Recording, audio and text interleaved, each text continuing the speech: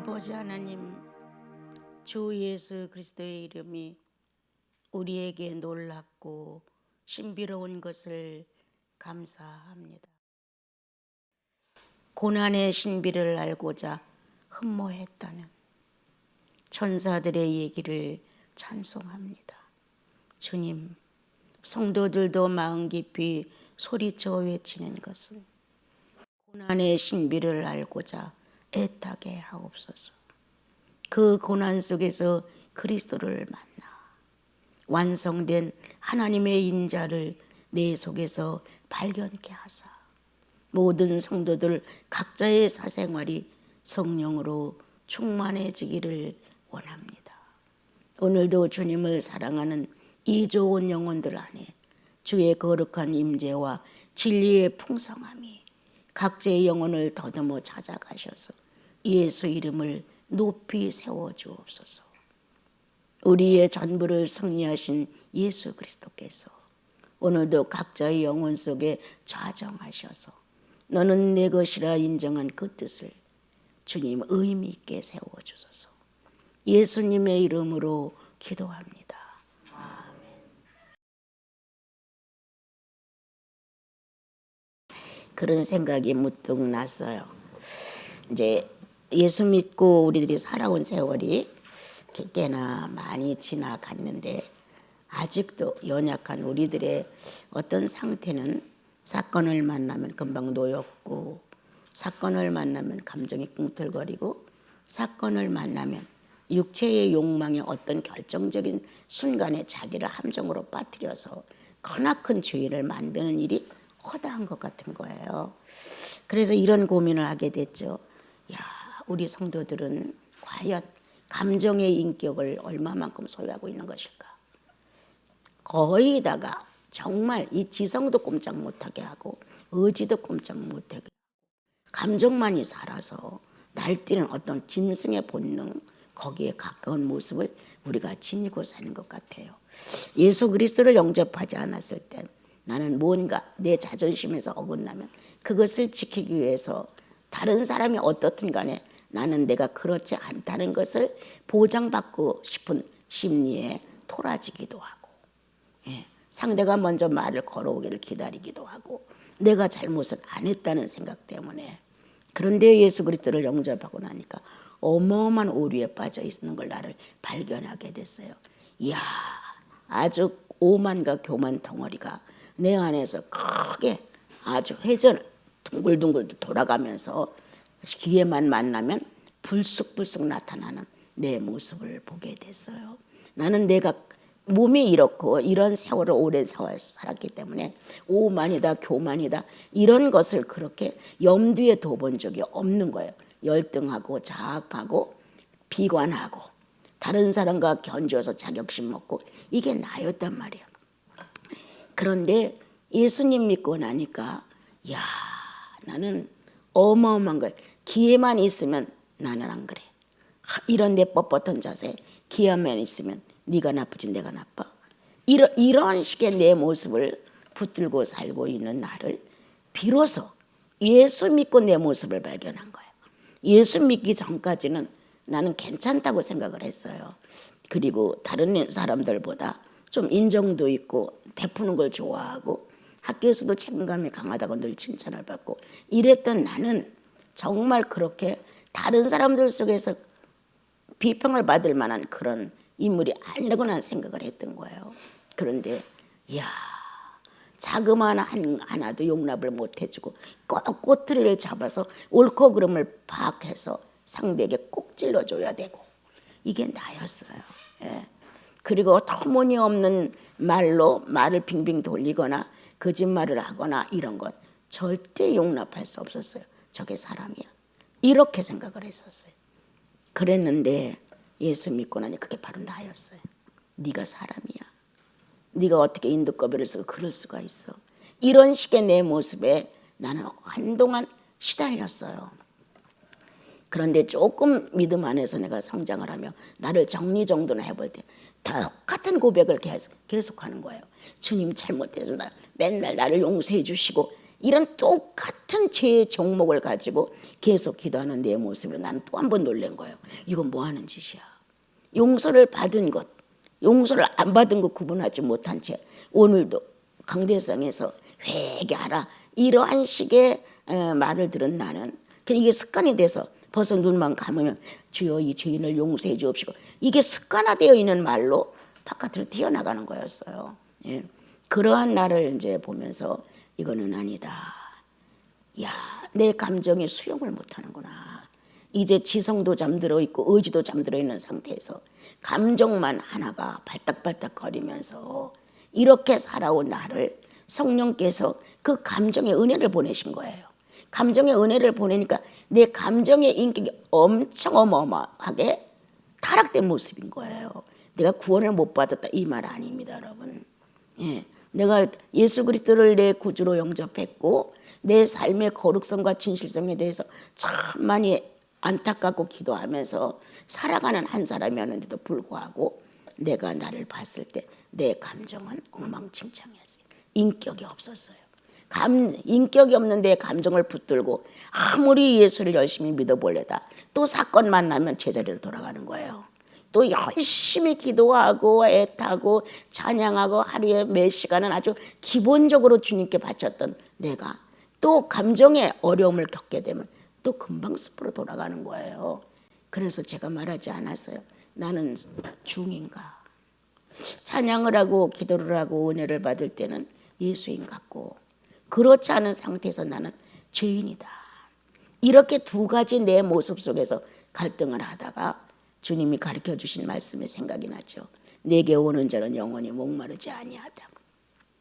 나는 목마르기 시작했어요. 오는 자는 목마르지 아니할 것이라 하셨는데 나는 목말랐어요. 그래서 주님 앞에 나서 난 목마릅니다. 나는 당신을 만나지 못했을 때는 목마름은 오직 어떻게 하면 내가 사람들 속에서 무시를 안 받고 살 수 있느냐가 목마름이었는데 지금 예수를 믿고 난 이후에 내 목마름은 다릅니다. 내가 다리를 못 쓰든지 못 걷든지 사람들이 나를 무시하든지 내가 가난하든지 무식하든지 난 이거 문제가 되지 않습니다. 나는 지금 당신에 대해 목마릅니다. 무지합니다. 아는 게 없습니다. 나는 무식합니다. 막 이렇게 주님 앞에서 막 엄청 열을 띄어가면서 그런 기도를 엄청 했어요. 그래서 이제 마음속에 더 깊이 터득한 건 은혜를 받았다고 하는 건 내 유익을 위해서 필요로 한 것뿐이지. 이 감정 하나를 다스릴 수 있는 능력도 없고 이 감정의 인격이 정말 예수 믿고 변했다는 데다가 나를 소개할 수가 없는 거예요. 그래서 내 감정에 인격이 없다는 것이 지옥구였어요. 그럼 거의 다 인생은 감정 표현으로 사는 것인데 나는 뭐냐? 기도할 때만 천사야. 기도할 때 천사, 찬양할 때 천사. 나 혼자 나의 욕망을 가지고 하나님께 부지런히 2-3시간을 한 번 기도하면 4시간이야.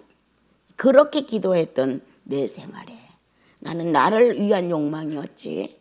그렇게 하나님을 상대하는 정상적인 인격이 바르게 된다는 사실에 대해서는 아주 무지했던 거예요.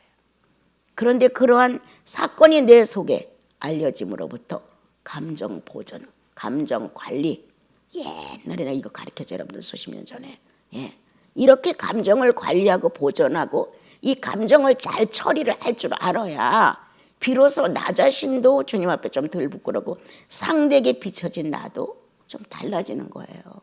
그런데 똑같아. 성경 찬송만 끼고 교회를 가는 것뿐이지 사건을 만났을 때 안색 똑같아. 언어 튀어나오는 감정 똑같아. 시선 불아리는 것 똑같아. 하나도 달라진 게 없는 것 같은 거예요. 내가 늘 말했어요. 달라진 건 찬송하는 거다. 달라진 건 기도하는 거다. 달라진 건 주일날 예배 보고 싶은 거다. 이런 건 좀 달라졌지만 그 외에는 안 달라졌어요. 그래 이제 이런 생각이 버뜩 들었어요. 야, 우리 나시린 성도들은 감정의 인격이 어느 정도일까? 어느 정도 스스로 처리해가고 어느 정도 성령을 거스르고 있다는 생각 속에서 자기를 정리하는 것일까? 이것이 정당하게 나에게는 있을 수 없는 일이지만 왔다. 그럼 난 어떻게 수용할 것인가? 아직도 감정의 인격이 펄펄 살아서 움직여서 가인이 있는 대로 혈기를 부리고 동생을 미워하고 저주하고 없으면 좋겠다라는 생각 속에서 죽이고 싶었던 그 혈기가 우리 안에서 등등하면 아니 되지요. 그러므로 오늘은 그런 생각이 들었어요. 정말 우리는 감정의 인격을 얼마만큼 정리한 것일까? 얼마만큼 다듬은 것일까? 성령의 감정이 와서 나를 얼마만큼 순조롭게 정복시키는 걸까? 어떤 권세와 능력으로 나를 꽉 짓누르는 게 아니라 얼마만큼 나를 다스려 주시고 나를 다일러 주시고 그건 의인으로서 바르지 않아 라는 당신의 인격으로 내 인격을 포용하셔서 달래시고 격려하시고 위로하시면서 그건 예수인의 자세가 아니야 라고 나를 교육시키시는 주의 성령의 감성으로 내가 얼마만큼 달라지는 것일까. 살다 보면 감정은 순간이에요. 그 감정을 정복한다고 하는 건 대단한 것이거든요. 성령이 나에게 여러 번 감정으로 파토나는 내 현실에 아주 부끄럽고 창피하고 수치스러운 모습을 몇 번 경험을 하게 하셔야만 야, 나 이거 예수 믿는 거 이거 허탕 아니야? 이렇게 느낄 정도로 이중적인 자기 모습에 탄식이 나와야 돼요. 야, 은혜로울 때 내가 이랬는데 이거 지금 이 조그만 이 코딱지만한 문제 하나 갖고 내가 마음을 상하게 하고 상대를 미워하고 뭐 큰 죄인이나 된 것처럼 상대를 경계하고 이거 나 뭐야? 이러한 자기 자신의 연단을 수없이 경험해야 돼. 그리고 나면 감정 하나를 내가 관리를 못해. 이거 하나를 정리를 못해. 이거 하나를 보존을 못해. 은혜 받은 그 마음을 야 나는 뭐냐. 이러한 마음의 허탈함과 허전함이 마음속에서 여러 번 소용돌이 치면서 이제 주님 앞에 기도가 선해지지요. 주님, 난 변한 게 없습니다. 이 겸손, 주님, 내가 은혜를 받았다고 주님의 말씀을 많이 깨달았다고 이렇게 하는데도 불구하고 현실을 만났을 때 내게 맞지 않으면 내 감정은 금방 죄인의 감정으로 타락합니다. 이렇게 서운한 고백을 스스로 해요. 그러면서 주님 죄송합니다. 정말 부끄러워요. 이 정도밖에 안 됐다는 내 모습에 나도 부끄러워요. 이러한 인격적인 대화를 정말 우리들의 영혼의 스승이신 주님 앞에 나와 고백을 하게 되는 거예요. 그러면서 내 그 감정의 그 타락과 무질서를 자꾸 경험하게 하고 보게 하심으로 감정이 달라지죠. 예. 숨기는 감정이 아니다. 억누르는 감정이 아니라 예수 안에서 자유화된 감정이다. 예수 그리스도 안에서 자유한 감정은 어떤 것이냐? 진리와 비진리를 선택하는 감정이다. 여러분, 이 능력은 예수께서 갖고 계셨고 이 능력은 성령을 통하여 성도에게 공급하는 선물입니다.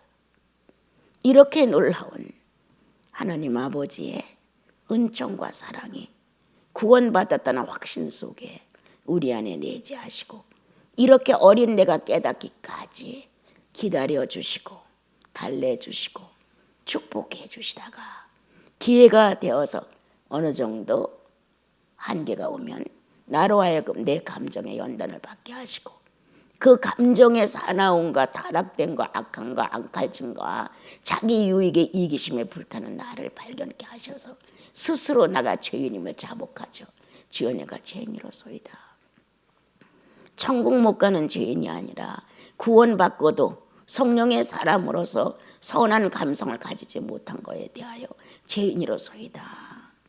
이렇게 고백을 해가며 뭔가 갈등을 하고 방황을 하고 낙담도 하고 어느 때는 기뻐서 찬양도 하고 감사도 해요. 예. 이게 점점점 발전해 나가면 주님 죄인 중에 괴수로소이다. 더 진지해지죠.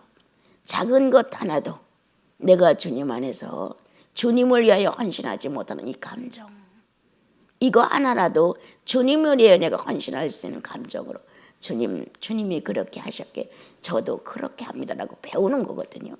주님이 이럴 때 이런 감정으로 하셨기에 저도 그 감정을 흠모합니다. 이런 심정이 되기까지는 주여 내가 죄인 중에 괴수로소이다. 어떤 것 하나도 내 스스로 자제해가며 일처리를 못하는 나를 볼 때 주여 내가 죄인 괴수로소이다. 이건 성령을 거스리는 자기를 발견하는 거예요. 내 감정이 성령을 거스리고 있습니다. 내 감정이 성령을 내쫓고 있습니다. 내 감정이 성령을 억누르고 있습니다. 이렇게 무언가 성령을 대면하며 일치를 이루고자 하는 성령의 요구가 내 속에 있는 사실이 자꾸 노출돼요. 고백을 해 자기가. 내가 성령으로 인하여 지금까지 존재하는데 성령의 요구를 이루지 못했습니다. 성령 받고 기쁘고 감탄이 될 때는 하나님을 아버지라고 부르고 주여 주여 하면서도 실제로 내가 성령과 일치된 것을 증명하려고 할 때는 주여 나는 거짓이었습니다. 스스로 죄인인 것을, 스스로 괴수인 것을 고백하는 가장 아름다운 회심과 참회의 시간이 자연스럽게 사생활 중에 나타나는 거예요. 뭐 기도를 며칠을 뭐 약속하고 하고 철회를 하고 이래서가 아니라 자기 사생활 중에 성령이 인격의 영으로 내 영혼 안에 침투해 들어오셔서 나를 그렇게 이끌어 가시는 거예요. 그래서 조금만 여유로운 시간이 있으면 내 마음에 성령에 대한 생각이 쫙 스며들지요. 예. 뭐 찬양을 몇 곡을 불러서 기도를 며칠 해서 이거 아니죠. 조용해지는 그 마음 안에 성령이 먼저 시도해 오시죠. 성령의 시도가 적어도 10번이라면 내 개인의 시도는 7번 정도는 해야 되지 않을까 싶어요. 맨날 성령만 의지하고 성령이 그렇게 하셨으니까 이렇게 하는 것. 그래서 성령이 그렇게 찾아오신 게 10번이라면 내가 주 앞에 어떻게 했을까? 주를 기쁘게 해드렸을까? 주를 낙담하게 해드렸을까? 이렇게 성령을 염려하는 마음으로 적어도 7번은 침노에 들어가야 되지 않을까? 그런데 성령이 모든 걸 역사했기 때문에 성령이 다 하신다는 이 무능 속에 우리 자신은 어린아이처럼 기영아처럼 정상적인 기관을 활용하지 못하는 거예요. 예수 믿고 구원받으면 제일 먼저 나와 여러분 죄를 용서받은 기쁨이 있어요. 지식이 없기 때문에 하나님의 형상이 회복되는 건 느껴보지 못해요. 그거를 배웠으면 몰랐는데 배우지 않은 한은 그냥 예수님이 나를 용서하고 회복시켜서 내가 지금 기쁘고 감사하고 날아갈 것 같고 뭔가 시원하고 이런 마음은 있는 거예요. 그런데 이제 지식이 차고 성경 말씀을 어느 정도 배우게 되면 내 안에 하나님의 형상이 회복되었습니다. 내가 어떻게 해서가 아니라 이미 우리의 모양대로 우리의 형상대로 사람을 만들자는 결정적인 하나님의 은혜가 우리 안에 예수 그리스도를 통해서 회복됩니다. 100% 완전 회복입니다. 이거는. 그래서 죄인을 의인하고 부릅니다. 우리를 의인이죠. 형상에 들어와서 금방 성장된 건 아니지만 모든 기관이 하나님을 향해서 활동을 해야 의인다워지는 것입니다.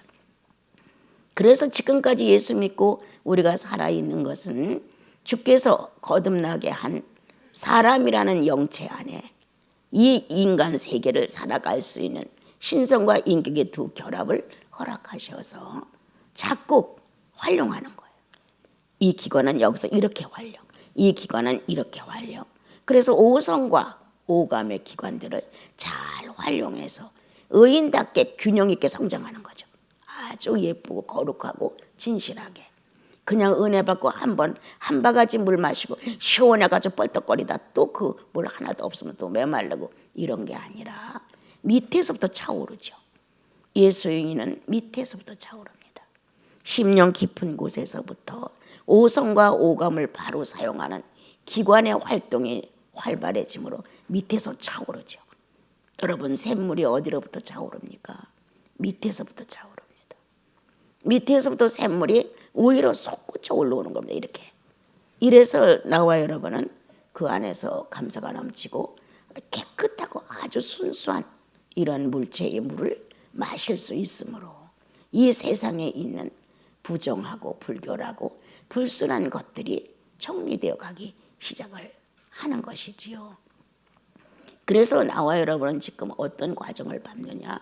바로 하나님께서 허락해 주신 하나님을 상대할 수 있는, 교류할 수 있는, 교감할 수 있는, 서로를 공유할 수 있는 기관을 성장시키는 것이다. 그것을 활용하는 것이다. 어느 사람은 10%를, 어느 사람은 20%를, 제1계명을 가지고 어느 사람은 90%를, 어느 사람은 30%를, 다 틀리죠. 예. 이렇게 주께서 우리에게 보내주신 하나님의 선한 말씀을 활용할 줄 아는, 그것을 함께 누리고 공유할 수 있는 자로 우리를 키워가는 거죠. 그만큼 완성되어 가는 것입니다. 그만큼 성장되어 가는 것입니다. 형상을 만드는 거 아닙니다, 여러분. 이미 형상은 100% 완성입니다. 그런데 우리가 이제 육체를 가지고 여기에 대해 미지수야, 이거를 활용해 보지 못했어요. 그래서 주님은 성령을 보내셔서 그 하나님을 향해서 그 기관을 쓰라는 거잖아요. 쓰게끔 우리를 이끌어 가시는 거예요. 그거를 이제 여러 말로 성장해 간다, 예수 닮아 간다, 이렇게 이제 우리들이 표현을 하는 것이죠. 그러다 어느 날 주님을 만났을 때 세상을 떴거나 주님이 오시거나 그 상태입니다. 더 이상은 없습니다. 우리는 이 땅에서 육체를 가지고 있는 동안에 성장이라는 말을 쓰지 주의 나라는 성장은 없습니다. 그냥 완성, 그 수준으로 완성하고 끝나는 것입니다. 그래서 예수 그리스도가 아기로 태어났다, 예수 그리스도가 유년기가 있었다, 예수 그리스도가 청년기가 있었다, 장년기가 있었다, 이렇게 자라는 것처럼 우리의 영적 수준도 그때 그만큼에서 정리하면서 내게 되는 것입니다. 어느 사람은 아기 수준으로, 어느 사람은 유년기 수준으로, 어느 사람은 이렇게 초등학생, 뭐 이렇게 자라는 거겠죠. 이러한 것을 봤을 때 나는, 우리가 지금 나음의 그 선지자의 외침은 니네가 이웃 나라에 대해서 자비를 베풀지 않더니 네가 당하는구나. 네가 이웃 나라들에 대하여 긍휼을 베풀지 않더니, 정상적인 삶의 표현을 갖지 않더니 끝내는 네가 그 모습을 그대로 당하는구나. 우리는 국가로 상대를 사는 우리들은 아니지만 우리는 이웃을 상대로 지금 살아가고 있죠. 나와 여러분은 가장 가까운 이웃, 가족이라는 단체, 아주 가장, 이건 내 살이요, 내 피요, 내 뼈예요. 이런 가족이라는 이웃과 같이 살아가는 거예요. 이 가족이라는 이웃에 대해 나는 얼마나 용서하고 관용하고 사랑했느냐, 얼마나 포악하고 얼마나 잔인하게 행동했느냐의 결과라는 거예요. 그래서 오늘 주님은 그때는 여러 국가를 상대로, 아수르는 느네웨예요.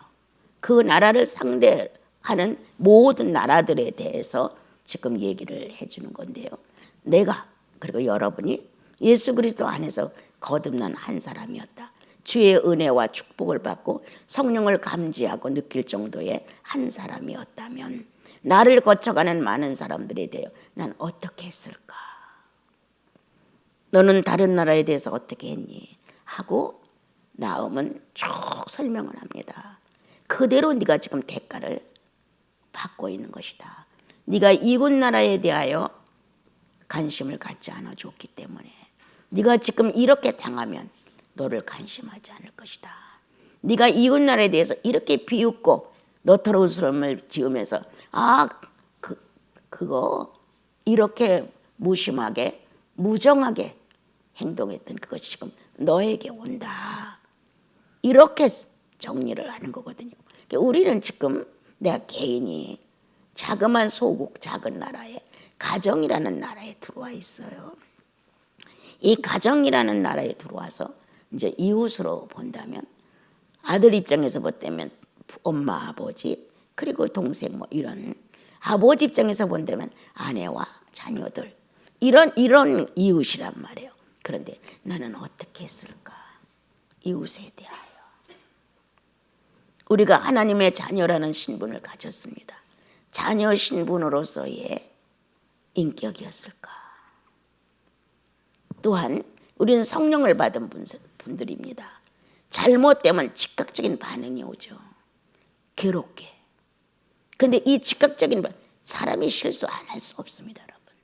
그렇지만 이 성령이 내 안에 오셔서 반응을 하는 거에 대하여 10개를 잘못했다면 적어도 8개는 즉시, 아주 그 즉시 반응이 오는 게 정상입니다. 7, 8개는. 조금 지나서 반응이 오는 게 이제 2, 3개예요. 이런 게 없다면, 그리고 이 비율이 50% 아래로 떨어진다면 고민해 봐야 된다는 거예요. 내가 오늘 내 가정 이웃에게 어떻게 했을까? 또한 그 이웃이 어떤 어려움을 겪을 때 내 가정 식구들이 고민하고 안타까워하고 어떤 문제로 불행을 당할 때 난 어느 정도 관심사를 가졌을까? 어느 정도 애정을 갖고 있었을까? 어느 정도 격려하고 싶었을까? 어느 정도 내 살이라도 뜯어서 붙여줄 만큼 내 남편에 대하여 애정이 있었을까? 남편이 싫다, 좋다 이런 거에 대해서 결정을 지어주지 않는다 할지라도 예수인은 합니다, 여러분. 이건 해서는 안 돼. 남편이 기쁜 얼굴이 아니었어. 남편이 싫다 해. 아내가 이걸 용납하지 않았어. 이러면 고민하게 된단 말이야, 다. 이게 설사 옳더라도 우린 고민하게 되는 거잖아요. 제가 이제 우리 로이스님하고 밥 한 끼 같이 먹죠 하고 약속을 했는데 우리 테레사님이 바른 말을 나한테 해줬어요. 아, 원장님 자꾸 이렇게 위반하시면 돼요. 이렇게 하면서 좀 이렇게 자제를 하셔야지 왜 이렇게 자제를 안 하세요? 그래. 나 자제하고 있는 거야. 이제 이렇게 답변을 했는데 가만히 생각을 하니까 오라. 그래서 빨리 취소를 했어요.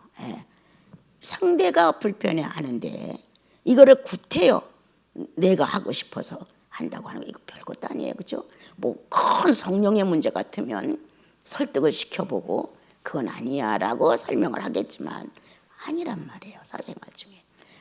아무것도 아닌 문제가 전쟁을 일으켜요, 여러분. 대수롭지 않은 말 한마디가 오해를 해가지고 깊이 뚫고 들어와요. 그건 내는 살지 말까?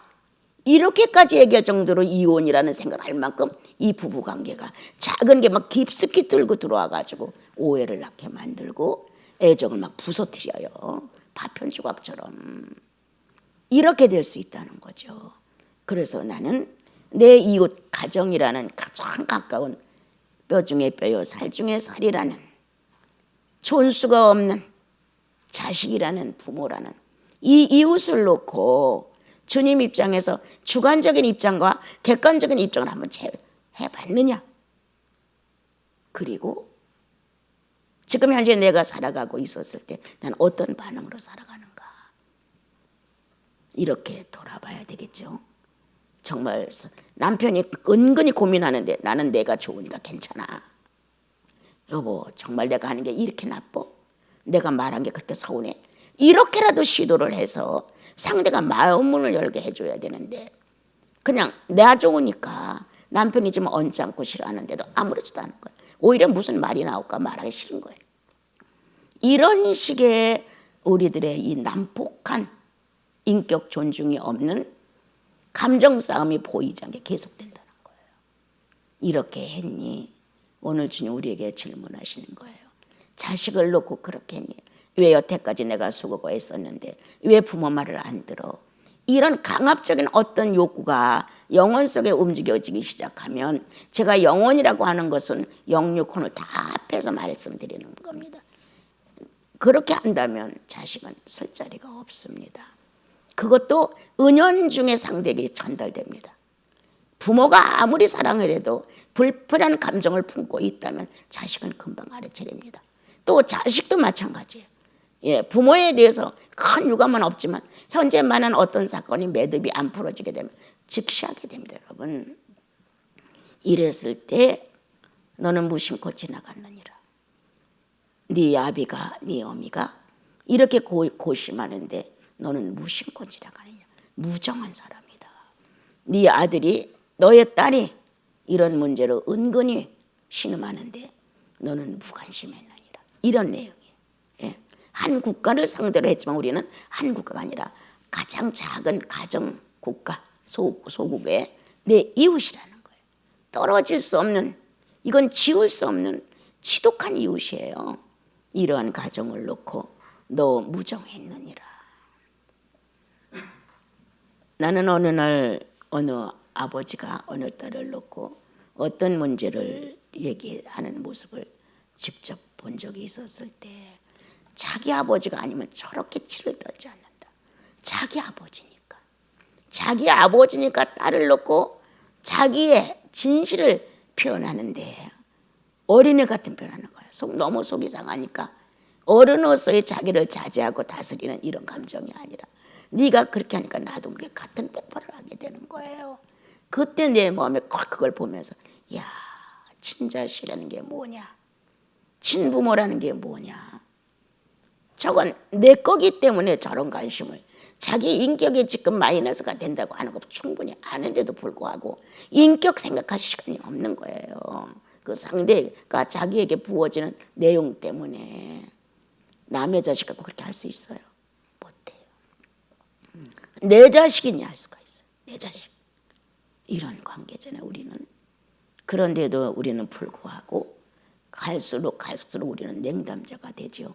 뭐 우리 엄마 그래, 우리 아빠 그래, 우리 아들은 그래, 우리 딸은 이래. 이런 식으로 냉담자가 되어서 그들의 사생활 중에 나로 인한 고민, 나로 인한 어려움, 나로 인한 지장, 이런 것들에 대하여 마음을 품지 않아준다면 우리는 너네외다. 별다르지 않다. 어려움을 겪고 있는데 외적이든 내적이든 물질이든 건강이든 종류가 다를 뿐이지. 그런데 이 너네외는 아수르는 가만히 보고만 있었다는 거예요. 그건 니들 거니까 니들 문제야. 오히려 거기다가 더 손해를 입혔다는 거예요. 불을 질렀다는 거예요. 예. 한 사람이 때려주면 두 사람이 때려줄 수 있도록 말했다는 거예요. 하나를 뺏어오면 10개를 뺏어갈 수 있도록 도왔다는 거예요. 여러분, 우리 이럴 수 있죠? 이럴 수 있어요. 여러분. 오늘 주님은 여러분들을 곱게 길러주고 싶습니다. 막대 먹은 불량자로 여러분들을 기르고 싶지 않으십니다. 네 가정, 가장 소중한 네 가정의 한 핏줄의 혈통의 이웃에 대하여 무정하지 마라. 어느 날 이와 같은 문제가 너에게 왔었을 때 아빠는 왜 나를 안 생각해줘? 왜 아버지는 나에 대해서 관심이 없어? 이렇게 되는 상황이 온다. 왜 관심이 없니? 왜 사랑하지 않니? 네가 그렇게 했기 때문에 그 마음으로 굳어버린 마음을 너에게서 열어야지. 죄 없는 부모에게서 열어주기를 바라지 마라. 또한 부모도 마찬가지. 네 자식이 그렇게 되기까지 여러 사건들이 지나가면서 그렇게 결론을 짓게 했다는 거예요.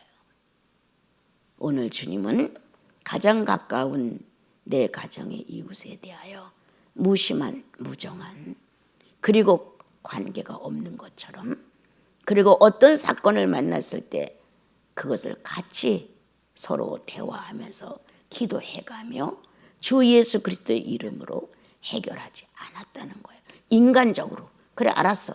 다 인간적으로. 예수인은 인간적이 아닙니다.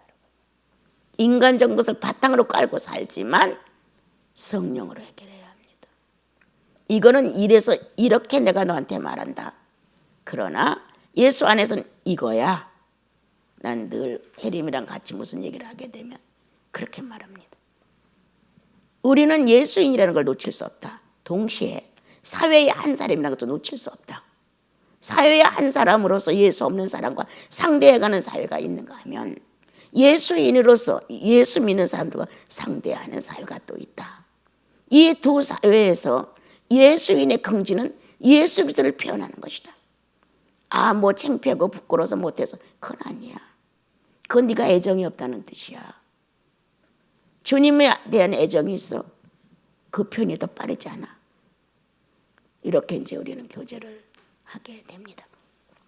여러분, 오늘 이제 그걸 조금 친척, 또한 친구, 또한 이웃 사촌처럼 잘 지내는 이웃 실제로 있죠. 직장, 각자가 자기 사회가 다 있어요. 똑같다.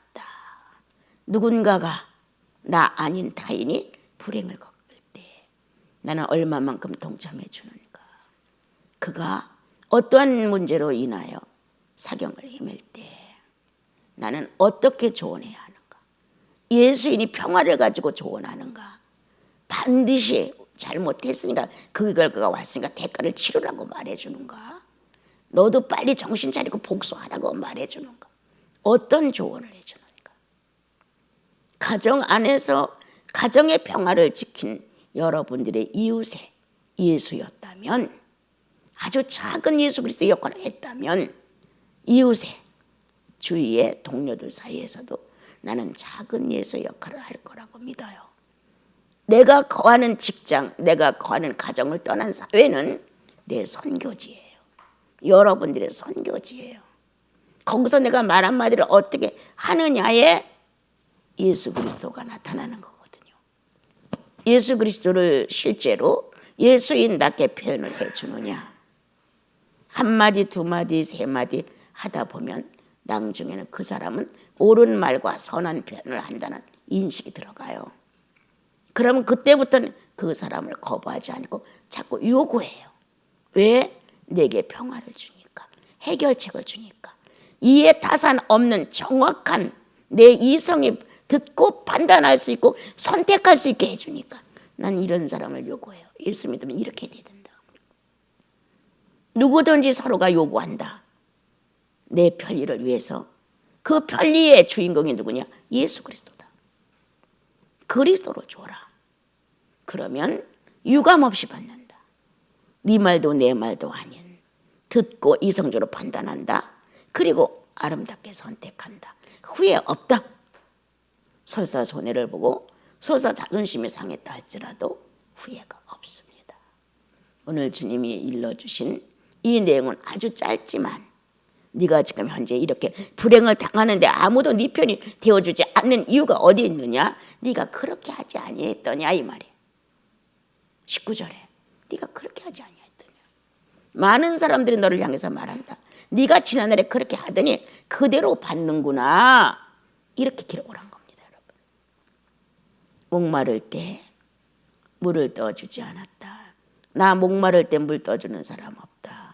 배고픈 자에게 떡을 주지 않았다. 나 배고플 때 떡 줄 사람 없다. 내가 추웠을 때 입히지 않았다. 그래서 나도 내가 추울 때 누가 나 입혀주지 않는다. 그대로 받는다는 거예요. 예. 이러한 현실, 우리는 귀도 열려 있고 눈도 떠 있고 입도 열려 있어요. 예수인은 왜 곤고한 자들을 어떻게 하면 위로할까? 듣고 어떻게 하면 도와줄까? 어떻게 하면 협조할까? 어떻게 하면 그 마음의 용기를 줘 살아갈 수 있게 해줄까? 그러므로 우리는 죽은 예수를 믿는 사람들이 아니라 부활하신 예수를 믿는 사람들이에요. 나와 여러분 한 주를 부활로 일어납시다. 그리고 부활의 말로 격려를 해줍시다. 사순절에 예수의 고난만 생각하고 피실피실거리지 마시고, 정말 고난을 알아? 정말 고난에 참여하고 싶어? 사순절에 어떤 의미를 참여하고 싶어? 자아를 정리하십시오. 본능적인 하나님을 거역하는 자아를 정리하십시오. 주님도 고난 받았으니까 동정하고 눈물이나 흘리고 이런 싸구려 고난주가 되지 마시고 사순절이 되지 마시고 차라리 고난에 참여하여 믿는 자 그들에게 화평을 전해주고 사랑을 전해주고 희생을 조금 전해주셔서 뭔가 예수인이 전달해주는 내용 안에 복이 충만했으면 좋겠습니다. 여기서도 주님이시니까 저기서도 예수께서 그렇게 하셨대. 주님이 감동하셨대. 이렇게 저마다의 간증 소리는 예수께서 그렇게 하셨대. 예수님이 그런 말씀을 주셨대. 이러한 우리들의 사생활 속에서 오늘 무정하다는 나 정리해보자. 까닭 없이 쌀쌀하고 몰인정하고 까닭 없이 냉담하고 있는 나 다시 한번 돌아보자. 이웃의 어려움에 동참하자. 내 가족의, 부모의, 자식의 고민 속에 화평을 줘보자.